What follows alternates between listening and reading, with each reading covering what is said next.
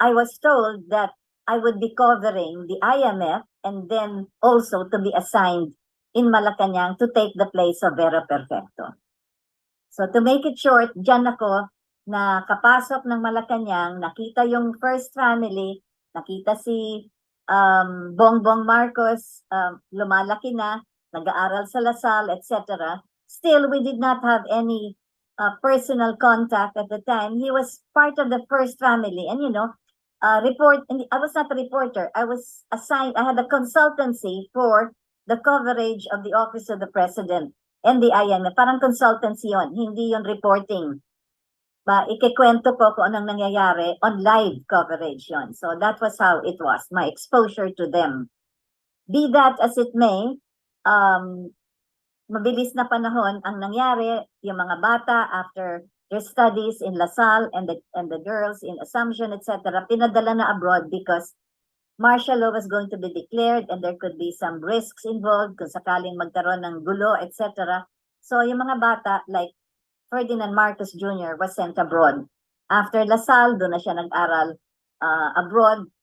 I had no contact with them while they were studying. Miss Aini was also sent abroad hanggang sa nakatapos sila ng tertiary, secondary studies hanggang nag-college, etc. and all. So kung ano man ang pinag-aralan ni Ferdinand Romualdez Marcos Jr. ay may record naman yan. We know that several disciplines that he enrolled in, ang dami-daming pintas na kasi hindi nakatapos, but he had certificates for all the disciplines that he entered into.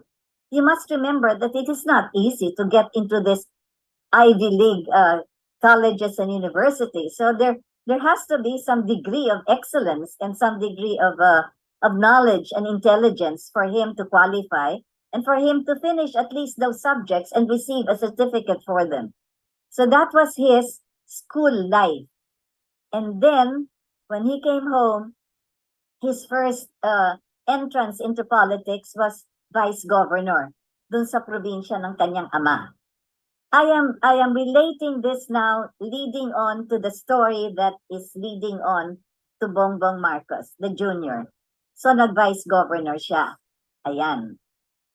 Did we hear very much about him, about his vice governorship? Alam naman natin, pagka vice president ka, vice mayor ka, vice governor ka, iba naman ang palakad ng administration at ng management. So he was in charge of the provincial council, if that is the way it was going on at the time. So not very much did I know about his political life at the time when he was vice governor. But this is where I think you and I must be able to recognize this particular image when he was already vice governor, when all these things that were happening at the EDSA was occurring, and the visual that we saw at the balcony of Malacanang was Ferdinand Marcos Jr.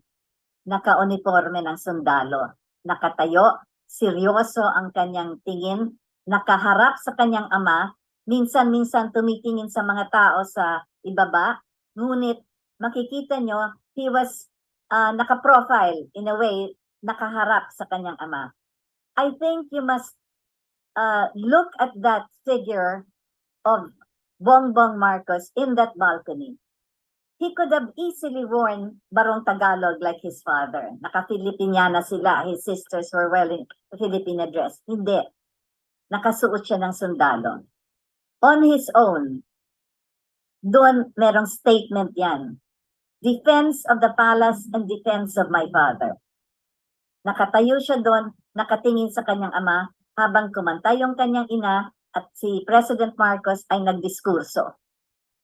I look at that image and that is something that really etched in my a great significance in my mind.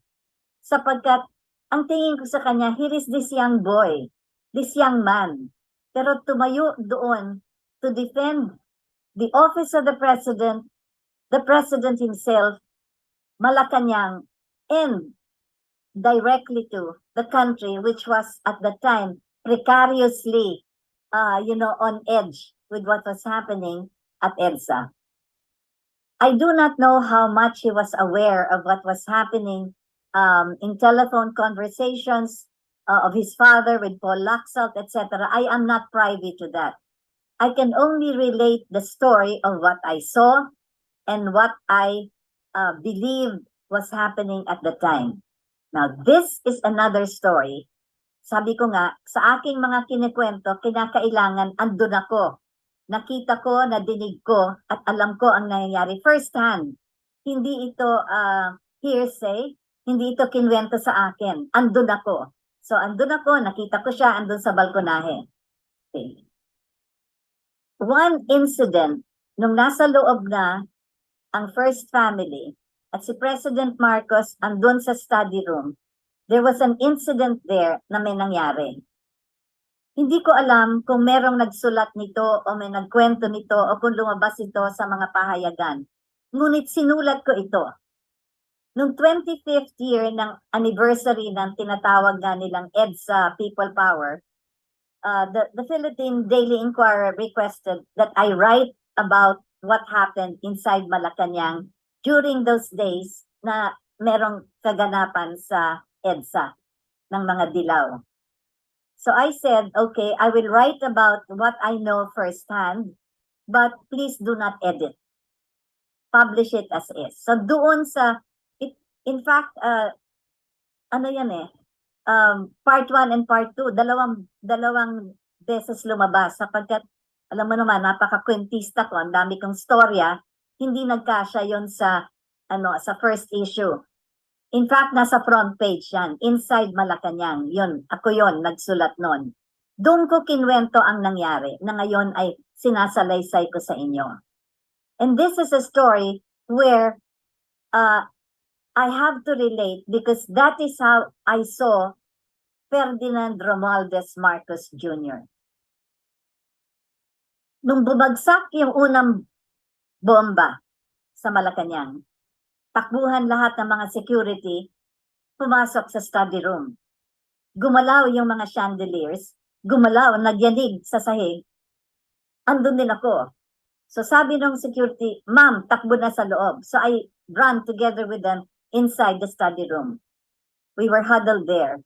Hindi ko na alam kung nasaan yung si Mrs. Marcos at siguro nasa ibang kwarto doon.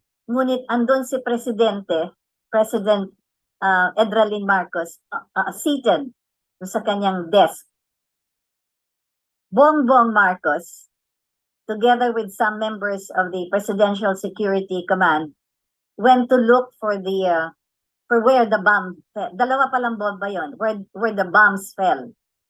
So siya ang nagsabi sa kanyang ama, yon nadinig ko at nakita ko. Sabi niya, let me look, let me see if we can find the shrapnel and kung saan bumagsak. So it took a while until he came back. Hawak niya at hawak ng mga ibang kasamahan niya na sa Presidential Security Command yung shrapnels. And then he said, Dad, these are not issued by our army. And then he read, made by the United States of America. Yeah. So, marami siguro hindi nakaalam. Ngunit siya ang lumabas ng Malacanan para hanapin kung saan nahulog ang bomba. Ganon katapang siya dun sa moment na hindi siya nagkubli, hindi siya nagtago, hindi pumunta sa ilalim ng kama, kagaya nung may nangyaring nakaraang ganon. At siya, kasama ng mga sundalo ang naghanap at tiningnan kung saan bumagsak yung bomba na yon. I relate this as the story of a man who was not afraid.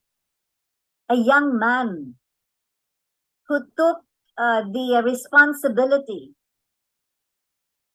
for the rest of the soldiers there, of the PSE, and for his father, and for the country. Kasi Office of the President yan na binomba.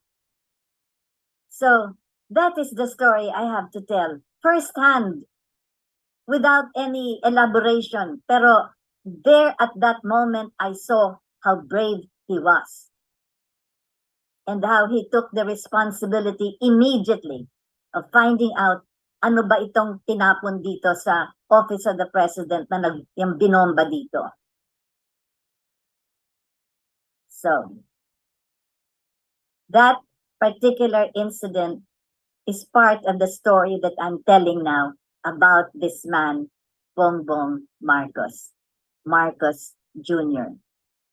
The other image I would want you to remember and also imprint in your minds, Citizen Marcos, nung binaba sa eroplano at nilatag sa tarmac yung 44 slain soldiers, the SAF, Special Action Forces.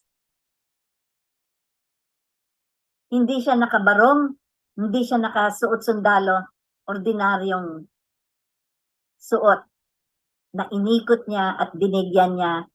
He gave honor to the 44 soldiers na nasawi dun sa Maguindanao. Again, I am connecting these two images together kahit na there was a span of several decades in between sapagkat para sa akin, hindi biro yung tatayo ka dun sa Malacanang para hanapin yung nagbomba sa inyo at ikaw na mismo ang nag-utos na talagang kailangan siyasatin natin kung ano ito. Ganon din ang ginawa niya. And this was during, the administration of those who hated them so much. Anyway, shortcut ko yung dalawa para lang mapakita yung talagang nag-imprint sa akin. It's a story that I will always remember, that I will have to relate a couple of times perhaps in the future for my grandchildren. Anyway, so yun ang ibig kong sabihin na mahalagang tingnan natin itong si Ferdinand Marcos Jr.